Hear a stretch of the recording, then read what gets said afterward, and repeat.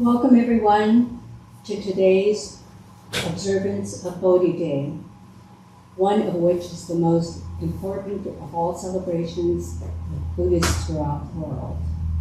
And we are pleased to also welcome Reverend Dr. Takashi Miyaji, who is from Southern Alameda County Buddhist Church in Main City. Congratulations are also due to Dr. Miyaji, for he was most recently appointed as the new Dean of the Institute of Buddhist Studies in Berkeley.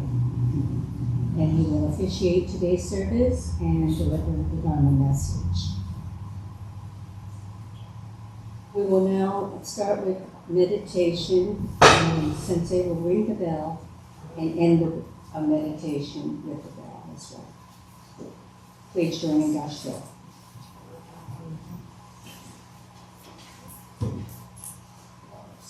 No.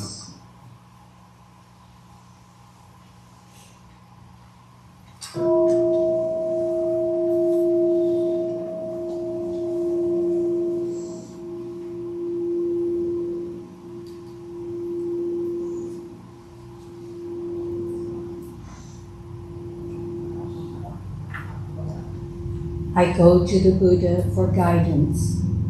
I go to the Dharma for guidance. I go to the Sangha for guidance.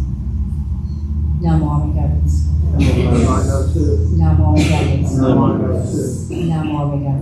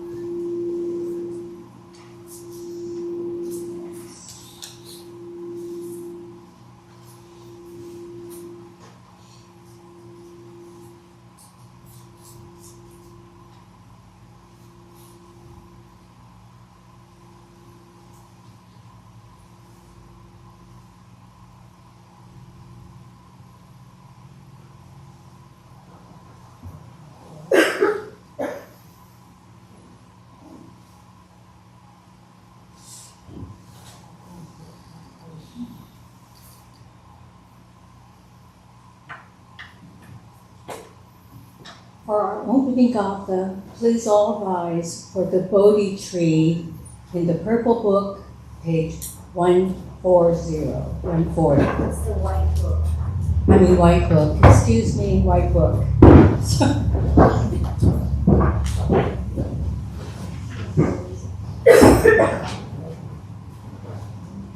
And after the gatha, please remain standing for the three treasures in the Purple Book. White Book 140.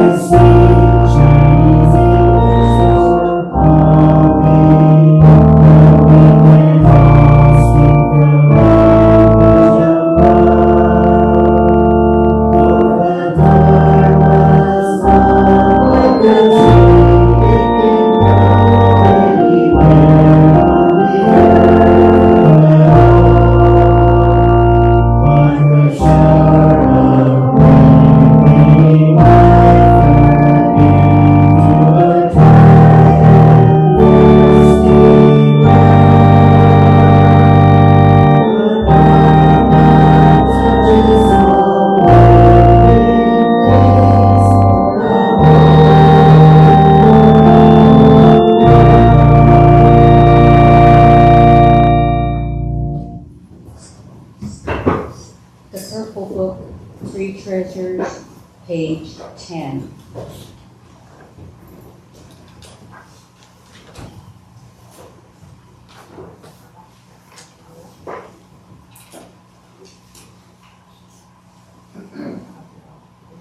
Difficult is it to receive the human form. Now we are living it. Difficult is it to hear the Dharma of the Buddha. Now we hear it. If we do not cross over to the truth of present life, in what life shall we cross over? Let us with sincerity and true reverence take refuge in the three treasures of the truth. I take refuge in the Buddha, and may lead together with all sentient beings, awaken to the great way of enlightenment, and to become successors in the Buddha. I take refuge in the Dharma, may lead together with all sentient beings, and to the storehouse of the Dharma, becoming like the wisdom ocean. I take refuge in the Sangha, may lead together with all sentient beings, become unity in true accord, in harmony with all things. The peerless, profound, and wondrous Dharma in rare to encounter, even in many hundreds and thousands of kalpas. Now we are privileged to hear and receive it. let us thoroughly understand the true meaning of Tathagata's teaching. Namo Amida Butsu. Namo Amida Butsu. Namo Amida Butsu. Namo. Namo Amida Butsu. Namo Amida Butsu. Namo Amida Butsu. Namo Amida Butsu.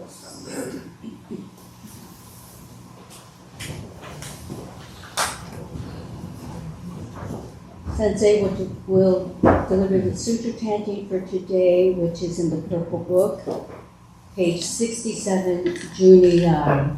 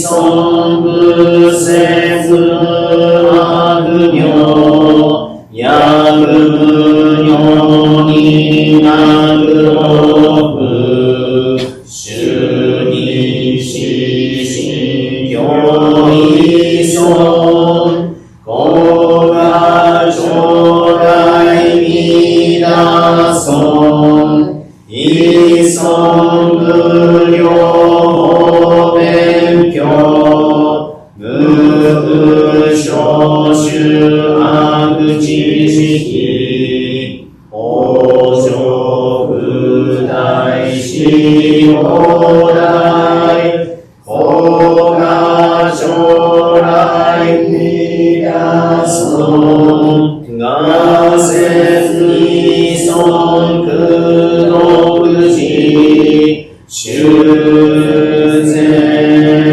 無限用大水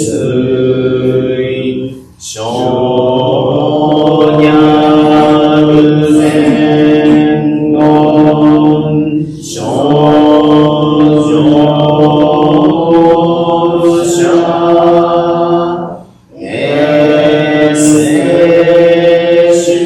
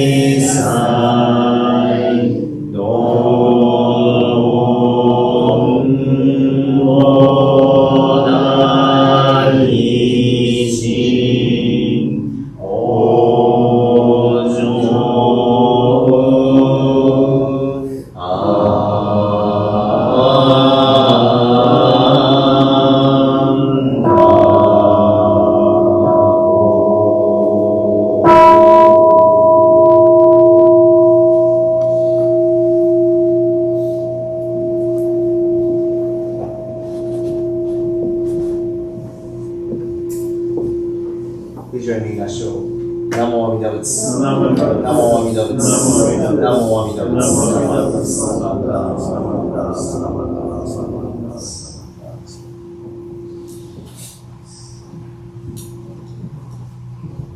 The Bodhi Day Service commemorates Prince Siddhartha Gautama attaining awakening or enlightenment, attaining Buddhahood some 2,600 years ago, while resolved to meditate under a Bodhi tree until he found the root of suffering and how to liberate oneself from it. Today's Bodhi Day message will be delivered by Reverend Dr. Takashi Miyaji.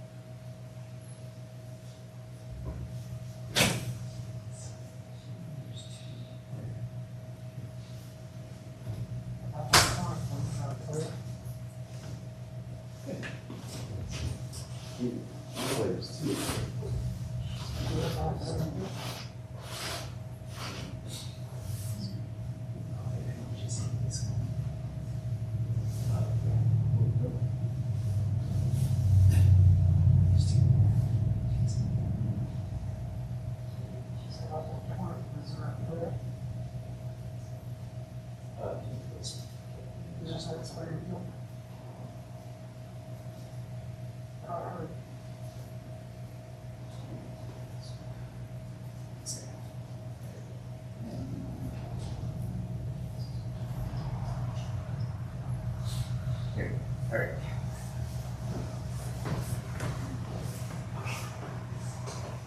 Okay, we're all set to go here. Featuring Nasho. We rely upon Amida Buddha with our whole heart for the enlightenment in the life to come, abstaining from all sundry practices and teachings, and giving up the trust on our powerless self. 諸々の造業雑種自力の心を振り捨てて一心に阿弥陀如来我らが今度の一大事の御所御助け総来と頼み申して候。 This is on the page 14 of that service book that you just used by Menyoshon. Namo Amida Butsu. Namo Amida Butsu. Namo Amida Butsu. Good afternoon, everybody. Thank you very much for coming to Bodhi Day Service. Despite the overcast and it's pretty cold out there today, despite the weather, I'm very pleased to be here, and it's always nice. The drive up is very nice, and then I pointed out, San Quentin to my son. It's very nice to make the drive out here, so I'm very happy. Thank you very much for your invitation today. So today I wanted to talk about Bodhi Day, and one of the things that I think it's kind of important to remember is that this is the day that Shakyamuni Buddha is said to have attained awakening, but he did not create Buddhism. Okay, he is actually he just discovered Buddhism, if anything. And the reason why I point this out is because the Buddha Dharma has existed since time immemorial. And so Shakyamuni Buddha is not the first one, and he will not be the last one. He is but one of many Buddhas who have come into this world to show us and unfold to us what the Buddha Dharma is. And so, initially actually when he attained awakening, it's said that he actually thought this was going to be too hard for people to understand. And so he was kind of really on the fence about whether he should share this teaching. And legend has it that the Hindu god Brahma appeared before him and said, please share the Dharma with everyone. And so this is what kind of prompts him to move forward to teach. And he goes then to a place called Deer Park, Sarnath. And it's still there today. I've been there a few years ago. It's a very nice park. And that's where he kind of, I don't know if you know the story, but the ascetics that kicked him out of their club, right? Because he drank the milk porridge from Sujata, and he received that milk porridge, and then so they kind of kicked him out of their group. And then he goes back to seek them, and then teaches the Buddha Dharma to them, and then they realize he's kind of the real deal. And so they then kind of take refuge in him, and thus begins the Buddha Dharma and the Sangha, or what's called in Japanese shoten pori, the turning of the Dharma wheel. Sometimes there's a Dharma wheel here on the podium, but that's what he does. Okay, so this Buddha Dharma Sangha becomes very significant, and the Buddha Dharma Sangha is lived in a special place. One of those places is here at the temple. Okay, the temple is a very significant place. You know what I've been telling people lately is that the temple is the portal between the world of the infinite and the world of the finite. Okay? The temple is the kind of the boundary line between this shore and the other shore, the world of the defiled and the world of the pure land. And this is the place that receives the message of the world of absolute truth. And I think that's one way to look at the significance of the temple. So as such, if we can go to the first slide here. That's a picture to show that. And then if we go to the next slide. I had all these slides, I forgot. I have it marked here in my thing, but so these pictures of, Anji being under the Bodhi tree, and then at the dawning of that, the awakening of December 8th, it is said that it was at the dawn and he touched the ground with his right hand. Okay? And then the very picture on the right is this 5 disciples that kicked him out of the group, and then he teaches the Buddha Dharma to them. Okay. So if we can go to the next slide. And then this is the significance of the temple. This is the Nishi Honganji, the headquarters in Kyoto, Japan. But I just it could be really any picture. I was trying to find, I should have used a picture here. But this temple being the portal, right? The portal the access between the world of the infinite and the world of the finite. The world of Amida Buddha's world and the world of where this lower left picture here, if you can't see, it's kind of pixelated, but it's a bunch of people there, okay? And so we see this connection between these three pictures. If we can go to the next slide. Okay, so I was kind of on this topic about what the temple is, right? So the mission of the temple is to spread the message of Amida Buddha's primal vow, or Amida Buddha's great compassion. And so what is that? I'd like to talk a little bit about that in a little bit. But, that's what the mission of all of these Joshinshu temples is supposed to be, the temples of the BCA, right? The mission is not to be actually a Japanese-American community center. That's not the goal, okay? The goal is to spread the Buddha Dharma. And that Buddha Dharma is Amida Buddha's primal vow, right? The goal isn't about chicken teriyaki bentos, right? Yeah, fundraising. It's not about basketball, okay? And this is a lot of the temples, unfortunately, they really put a lot of, and rightly so, I get why. It's a social activity, it gets a lot of pull, but the intention was for it to hopefully create future members, right? But that didn't pan out so nicely as we had thought. But every temple, that we have this struggle of, we should be focusing on the social activities. But actually, the temple is what we should be focusing on. The core of this temple, the backbone of this organization, of the community, is the Nembutsu teaching, right? Amida Buddha's primal vow. That's what we should be focusing on, okay? In Buddhism, I'd like to kind of move on here. There is this concept of the three times, okay? Past, present, and future. Okay, past, present, and future. Lately, as I read a lot of or see some stuff on YouTube that talks about Buddhism, or sometimes you see like Time Magazine that talks about Buddhism, or self-help books that talk about Buddhism, and they always focus on the here and now, right? Buddhism is about now, being in the moment. Right? We hear these catchphrases that are very kind of enticing, and it sounds very cool, right? It sounds very cool. But actually, Buddhism is not just about the here and now, actually. Actually, if anything, we've been emphasizing the past and the future. The past in the sense of our previous ancestors who built these temples, right? And what has brought us to this point here and now. And then the future in the sense that we will all go to the Pure Land. We will all go to the world of absolute truth, right? To be one with all beings, right? Those that we have lost along the way. So, if anything, it's past, present, and future. And that's what it should be. The emphasis of the three times. Past, present, and future. Not just about now. Okay, now. And so, that's something I would like us to kind of keep in mind. Renmyo Shonin, if you can go to the next slide, is the eighth head priest. So there's a scroll of him immediate to the left here. When you're looking at Amida Buddha, immediate to the left, he is considered the kind of the second founder of our tradition. So at one point in the history of our organization, the Honganji, it almost collapsed because there was not enough funding to support the organization. There's a lot of the members were kind of leaving or not really being part of this tradition, so it sounds kind of familiar, right?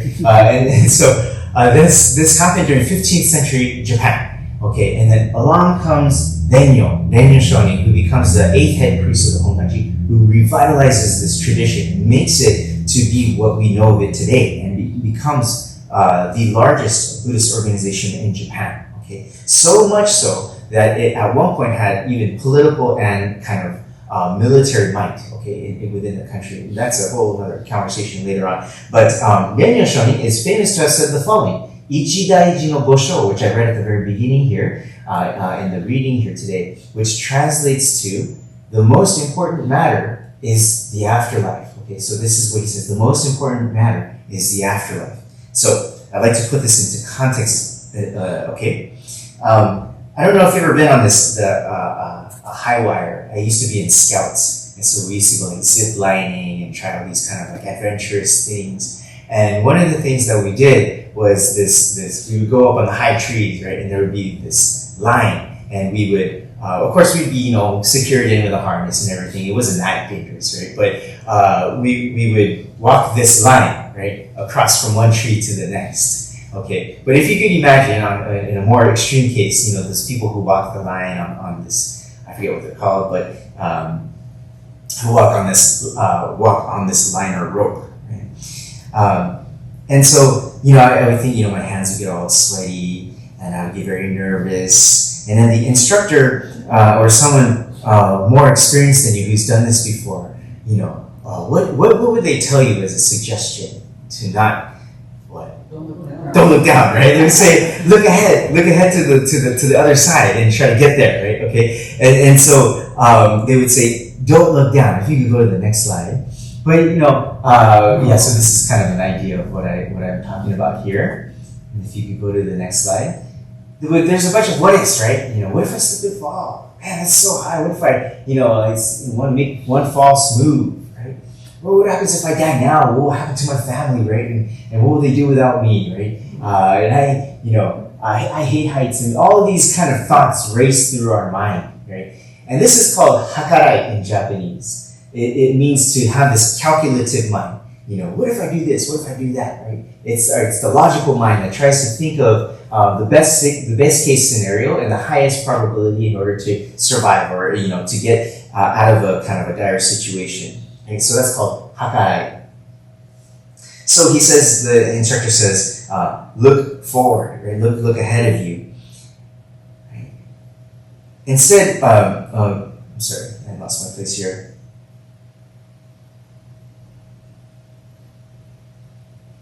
So, we have to think that we have to move forward. We have to move forward along this line. If you could go to the next slide. Okay. Oh, okay. And so, but this hakarai also, I wanted to also point out, is that we're calculating all these things, but it's also kind of this idea of holding on, right? Holding on to this self. And what happens, and I don't want to hurt myself. And so we try not to, so we try to hold on very much, right? But when we look forward and we see something ahead of us, then what happens is, we tend to, and correct me if I'm wrong, I don't know if you disagree with this, but we tend to kind of like let go of this present moment and we kind of look ahead and see the goal and try to move towards that goal, right? And so if I'm in the moment, right, too much, and I'm looking down, I'm holding on to the self. It's very hard to want to move forward, right? I get very nervous, right? But if I see something ahead and I should just shoot for that, I have a goal in mind. So then it becomes, now this here, I might still be in a scary situation, but it kind of falls to the wayside. It kind of goes to the peripheral, right? And now we have this central goal in mind to then move towards. Right? And so that's kind of what Genyo Shonin was talking about when he says that the goal is to look about the afterlife. What he's saying is that when we understand of where we are going, when we pass away, that we will go to this world of truth, then what happens is this life now becomes significant in the sense that we're able to let go of it. We can then live more kind of, in Japanese the word is dododo, like a little bit more comfortably, a little bit more with confidence, a little bit with more hope, right? And able to move on more smoothly towards that goal, okay? And so when we see the mind of the Buddha, we are shown the end goal. We are shown the Pure Land. We are shown the world of absolute truth, okay? And so these monks here on this one side of the shore, and then on the other side, we see the sun setting, and that there is this goal that we are able to get to. Okay, so that's what Genyo Shonin kind of meant by saying that, this Gosho no Ichidaiji, the most important matter is that of the afterlife. If I may go back to the example of the tightrope, now every step we can take on fully. Maybe it will be shaky, maybe we will indeed fall, maybe we will still have, our fears and anxieties. I'm not saying those will fall away, but we no longer hold on so tightly, right? And we're able to take things as they come, right? We're able to accept things as they come, as they are, both the good things in life and the bad things in life, right? And if you think about it, what more can you want in this life? Right? If you can accept things as they come, right? You're in a sense superhuman. Right? I'm not talking superhuman like Avengers or Superman, right? But superhuman in the sense that you can accept things as they are and as they come, the good things and the bad, right? My grandfather was also a Joshishi minister. He used to say, いつ死んでもいい. I can die any moment. いつ死んでもいい. And it's not this kind of morbid sense of like, I want to die, right? Or anything like that. But it's that, come what may, I am able to accept it as I can. If I die today, so be it. If I die 30 years from now, so be it, right? And that's the life that Buddhism teaches us, right? That we can be able to live a life like this. Right? When I die, I will see my loved ones because it is the realm that they are embraced in. It is the realm that all of us I am embraced in. And so if we can go to the next slide. I don't know if you've ever seen this movie. Yes. Yeah? Akira Kurosawa Akira?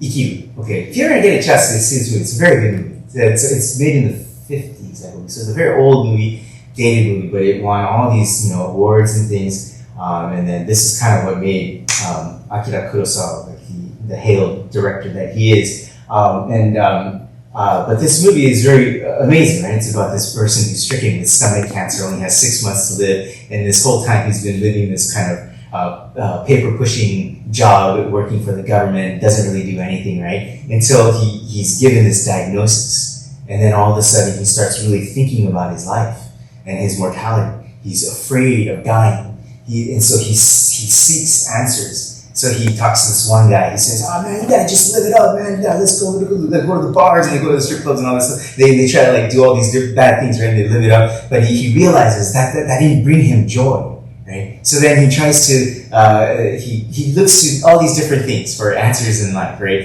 And doesn't get to it until it dawns on him. Maybe I should create this park for children, right? And then it's a very touching story. And so he was this kind of lackadaisical, I don't do anything, paper-pushing type of person, who then becomes this person who is adamant to create this park for children. And then finally, he is able to create the park, and then he passes away. But this is the scene where he's able to kind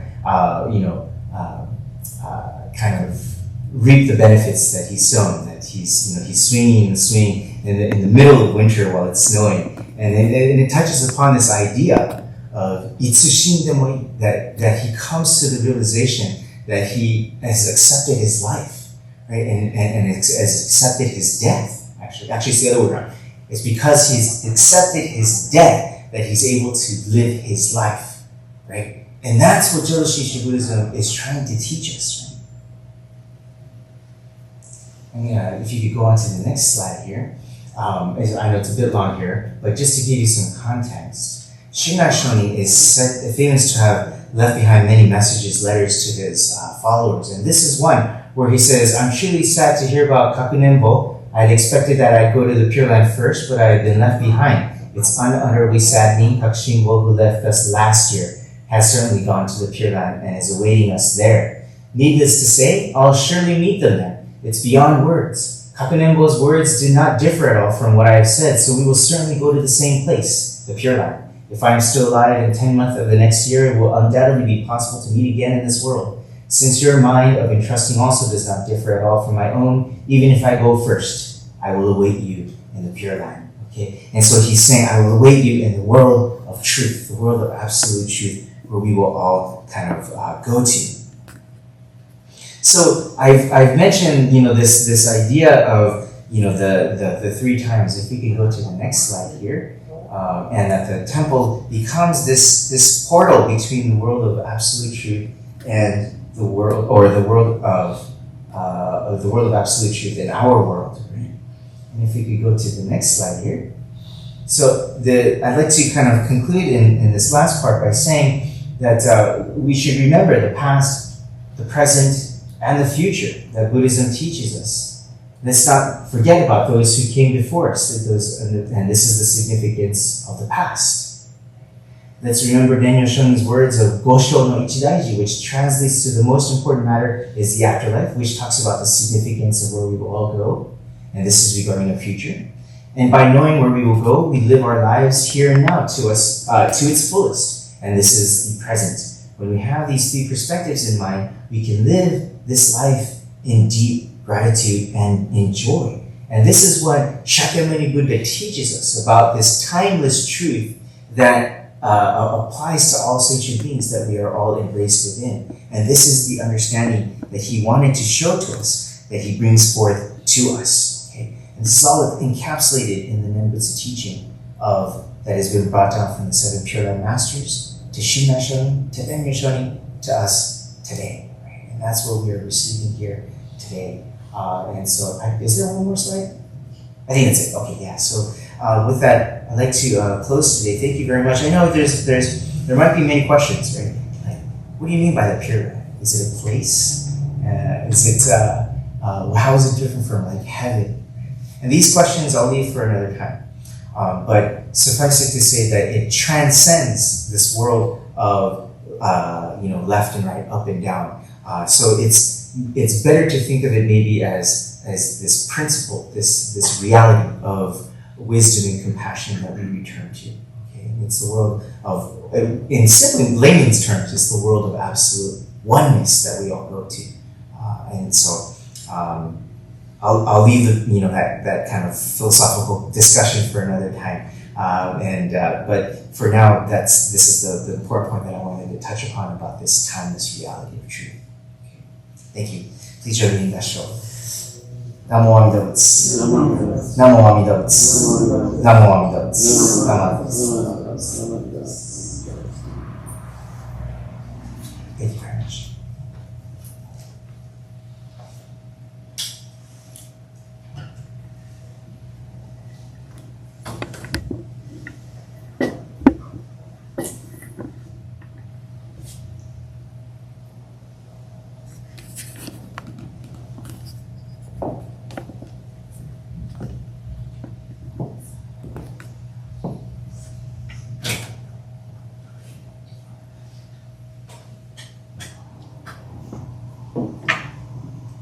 Now that we have the lights,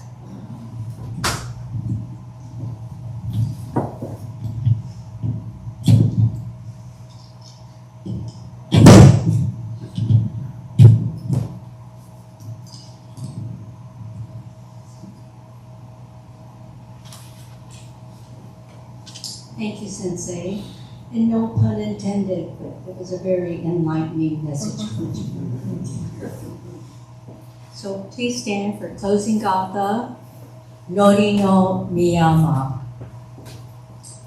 In the Purple Book, page 224.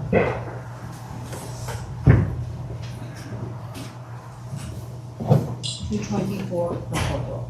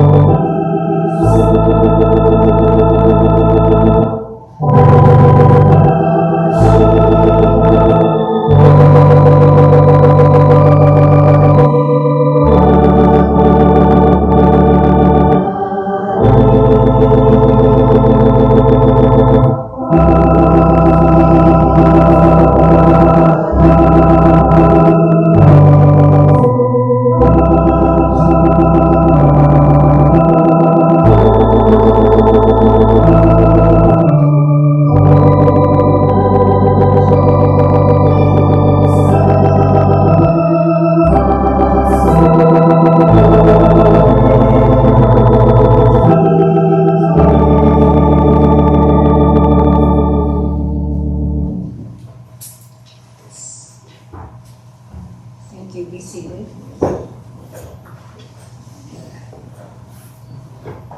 This will conclude the Bodhi service for today.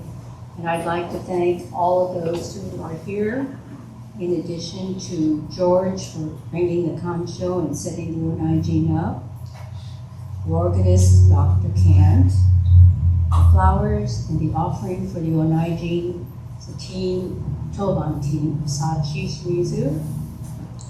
And also this is Enmanji's first responders to take care of the video and the taping for today's service.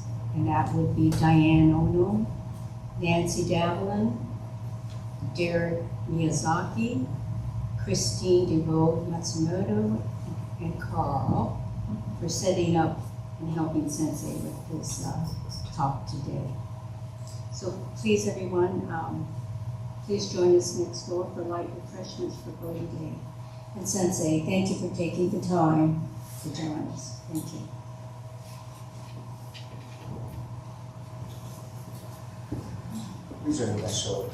Namo Amida Butsu. Namo Amida Butsu. Namo Amida Butsu.